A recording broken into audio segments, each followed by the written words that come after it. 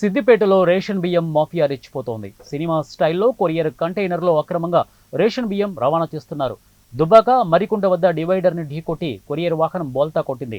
స్థానికులు వెంటనే పోలీసులకు సమాచారం ఇవ్వగా ఘటనా స్థలానికి చేరుకున్నారు. పోలీసులను చూసి డ్రైవర్ పారిపోవడంతో అనుమానం వచ్చి కంటైనర్ డోర్లు ఓపెన్ చేయగా రేషన్ బియ్యం కంటపడింది. కొరియర్ మాటున రేషన్ బియ్యం తరలిస్తుండడంతో షాక్ అయిన పోలీసులు నిందితుల కోసం గాలిస్తున్నారు.